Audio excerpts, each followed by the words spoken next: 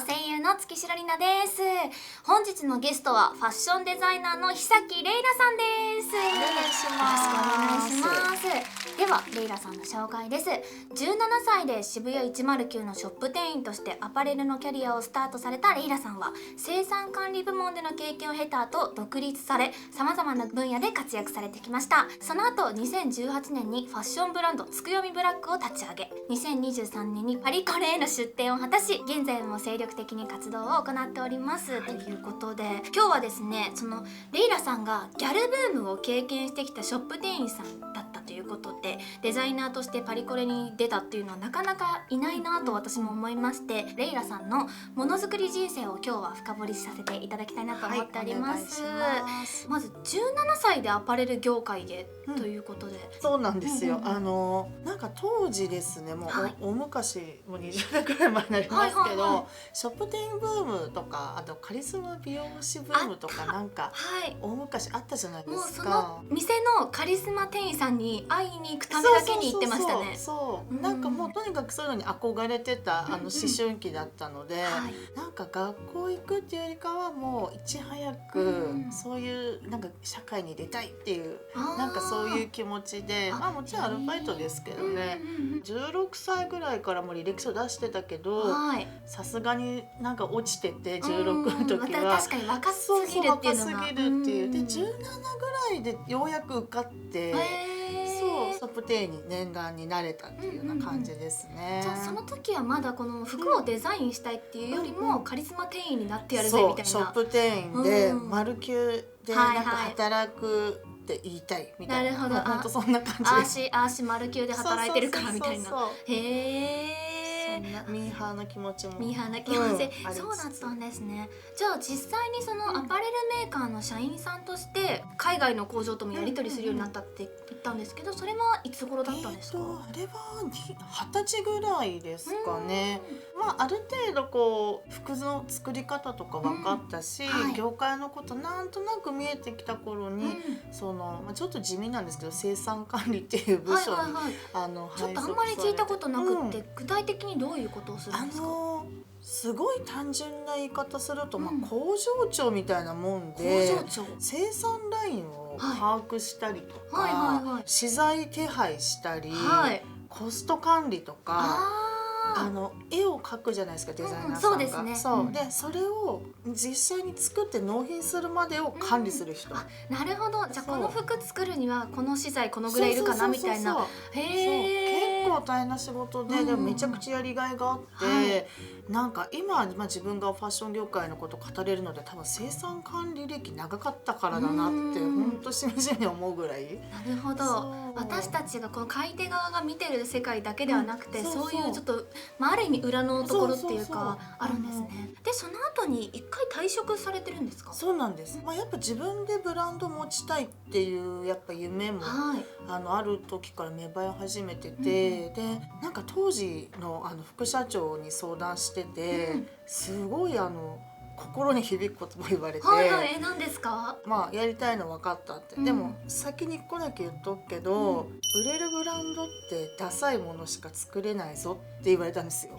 待って、どういうこと？そう、うん、でって私も思ってどういうことだろうって思ったんだけど、結局なんか作り手ってこうなんていうのかな、理想ばっか突き詰めたくやっぱなっちゃうんですよね。すごいとんがったものかっこよいってやっぱ思うようになっちゃったりとか、なるほど。結構押し付けちゃうようなデザインをやっぱ作りがちなんだけそど、売れるってどういうことかっていうと、もう大衆が買い、大衆が好んで手に取り名前を知ってるみたいな考え方でいくと、とんがったものはまずダメだよねっていう、そうなんかでちょっとこれダサいなっていうぐらいのものじゃないとダメっていう、なんかそういう教えだったんですけど、すごい複雑で難しいんだけど、でもなんとなくわかる気がするみたいな、なんかそんなことを感じた時に、売り上げをしっかり追求してる企業でこういうことをやろうとするとやっぱそうなるよなって、なんか自分でちょっといろいろ探してみようかな、自分の作るような服が好きだっていうことか探してみたいなって思って独立することにしたんですね。そうなんだ。独立されたのはおいくつの時ですか？確かですね24とか。若いですよね。すごい。独立立された時のブランド名がつくよみブラックということで、はい、つくよみブラックのその服のこだわりとかってありますか？あ、そうですね。ほとんどやっぱ一点物が多いんですよね。で、もちろん欲しいよって言われたら受注で対応できるものもあるんですけど、はい、でもやっぱり手染めが中心なんで、全く同じものってやっぱできない。確かに、もうテキスタイルでパターン化されたものじゃないと全く同じものは無理ですよね。でなんかそれを許してくれる人に売ってるっていうような感じで、こだわりいろいろデザインにはあるんですけど、顧客との信頼関係が結べる感じも私結構好きなんですよね、染めの。だって一点物だからなおさらそうですよね。あなたしか持ってないんだよっていう。そうなんですよ。素敵ですね。やっぱ独立した理由の一つもあるんですけど、その大量生産ちょっと嫌になっちゃったんですよ私。なるほど、どの辺が嫌だなって思ったんですか？なんかさ、みんな同じもの売るじゃん。そうですねそのデザインが流行った時って街に行くとみんな着てましたもんね。水玉流行ったらみんな水玉売るじゃんみたいな。でもちろんうちも売んなきゃいけないんですよね、売れるって分かってるから、でもみんな多分そういう感じで売って、で次に起きるのって隣よりも200円下げてこうみたいなさ。なるほど。そっか、向こうのは1500円だったけど、こっち1000円で売ったら売れるよみたいな。で同じファッションビルでさ、似たような服わーってあってさ、買う時にさいろんな人いますよ。なんか生地で選ぶ人もいれば、例えば水玉だったらドットの大きさとかさ、色で選ぶ人もいるけど、半分ぐらいの人はあっちいくらだったこっちいくらだったって絶対やるじゃん。やりますねだって安い方がいいもん。そう、どうせ似たようなもんだし、みたいなことじゃないですか。なんかああいうの疲れちゃったんですよ私。なるほど。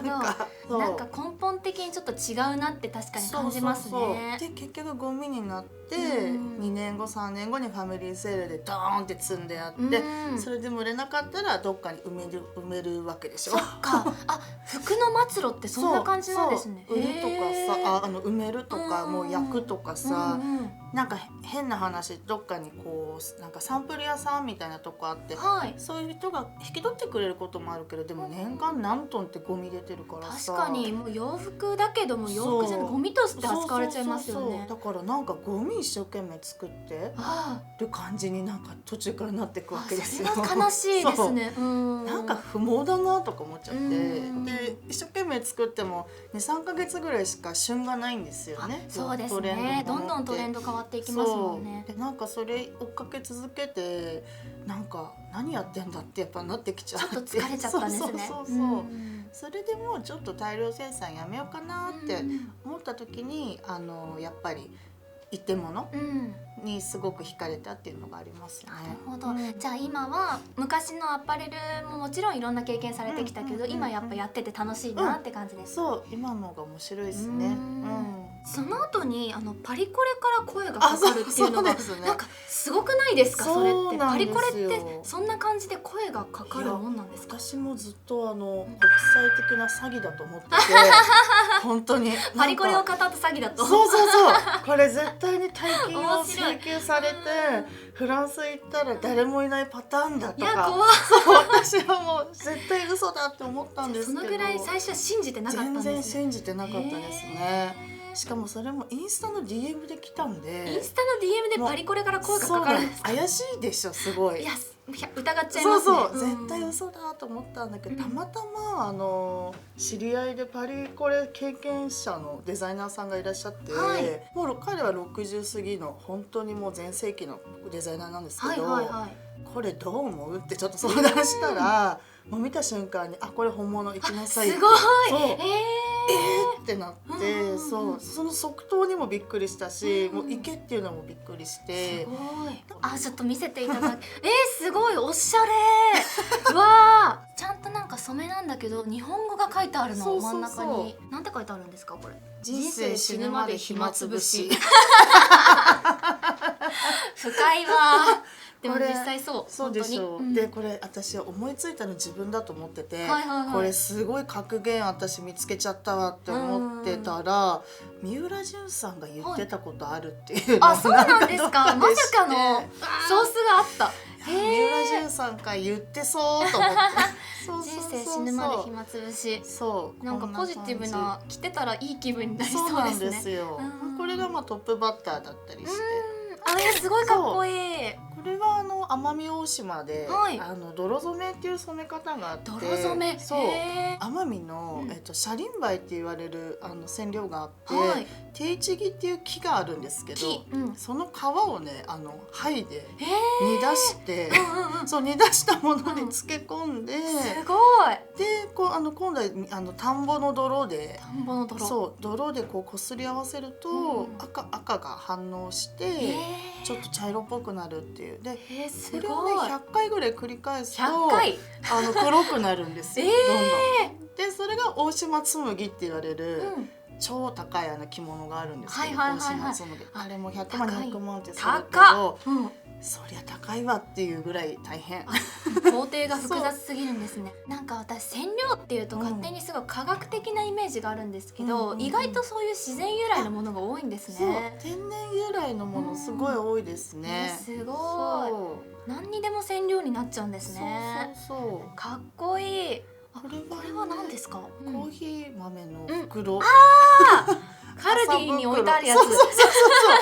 そう積み上がってるやつだ。そうなんです。でこの泥染めと藍染めってすごい天然由来の染め物なんで、すごい麻袋使いたかったんですよ。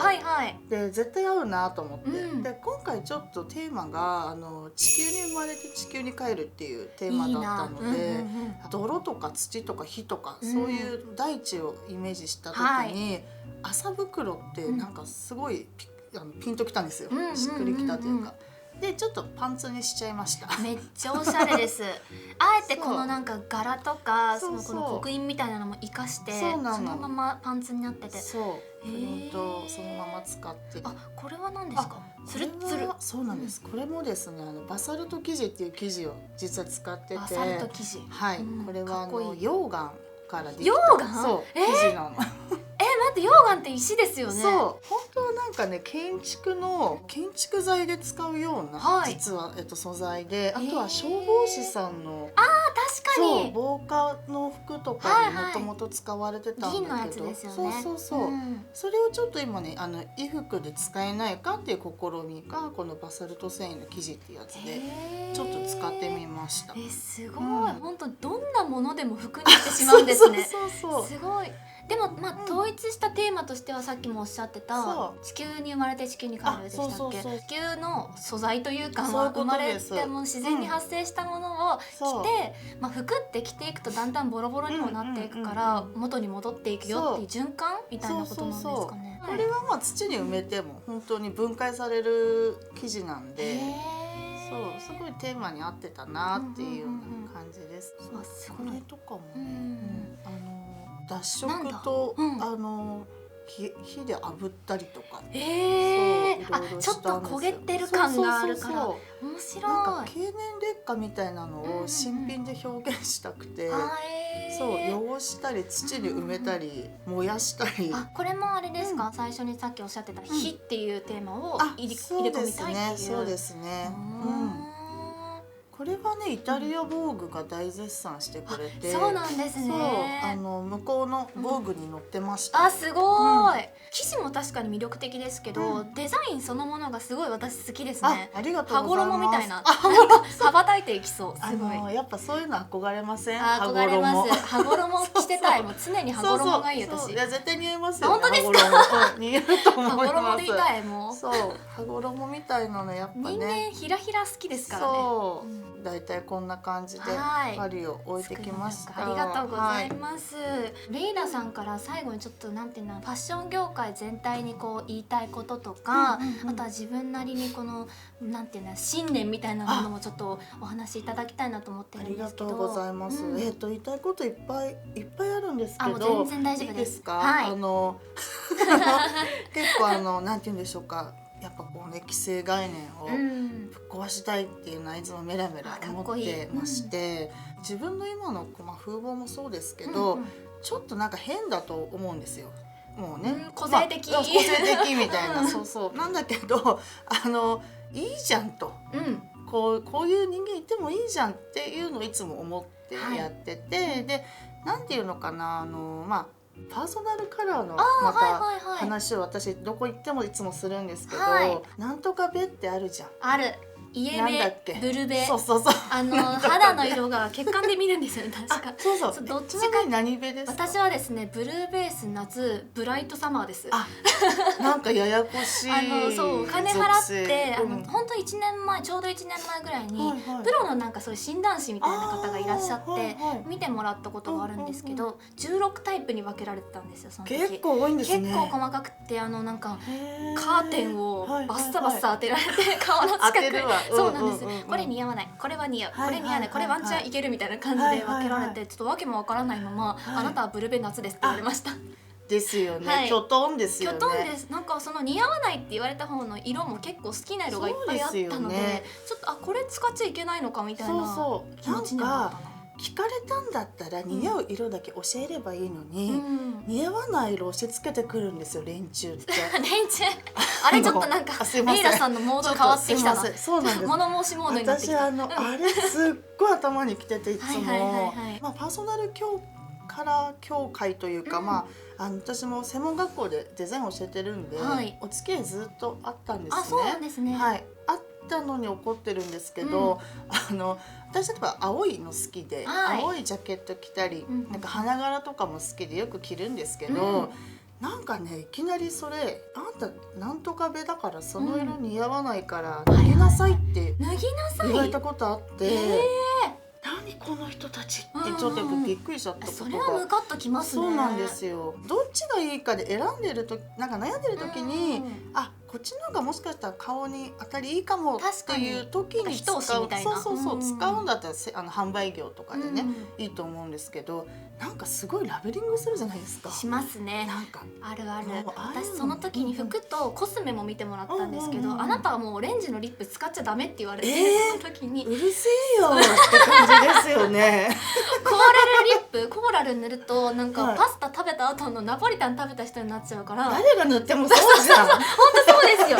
米関係なく全然みんなナポリタンになります。コーラルオレンジは。本当ですよ。ダメって言われるとやっぱりダメなんだって思っちゃいますよなっちゃいますね。ね。でなんか選択肢が狭まっていくみたいな。なんかファッションとかヘアメイクとかでそういうことをするものって絶対良くないものだと私は思っちゃって。絶対私は色に負けないっていうのが私のなんかその染色に対するこだわり。なるほど。色に負けない。そうなんか色に負けないとか色の業界に負けないっていうか、そうでなんか自分が好きなものをさ楽しい気持ちで身につけてるのが一番似合うし、幸せなことだと思ってて。私もそう思います。そうなんかこれが似合うらしいってなんかね孫みたいに着ててもなんかしっくりこないと思うんですよね。だからなんかそういう自信はなんか持ってほしいなっていつもみんなに対して思うので、なんか自分もだから自分らしく生きようっていうのはいつも思ってることです。なるほど。もう本当好きなものを着て、着たいものを着て、色も関係なく、デザインも関係なく自分がいいなって思うのを取り入れるっていう素敵ですね。レイラさん今日はありがとうございました。どうもありがとうございます。私洋服本当に大好きだったので、なんかこのどういう思いで人が作ってで最終的にどうなってしまうのかみたいなところも聞けてすごく楽しかったです。よかったです。ありがとうございます。ありがとうございます。最後にレイラさんから宣伝などあればお願いします。はい、月読ブラックはですね、実店舗はないんですけど、定期的に展示会やったりとか、オンライン上で販売もしてますので、インスタグラムなどよかったらフォローしてもらえたら嬉しいです。はい、お願いします。お願いします。レイラさん今日は本当にありがとうございました。それでは動画を見てくださった皆さんありがとうございました。また次回の動画でお会いしましょう。バイバーイ。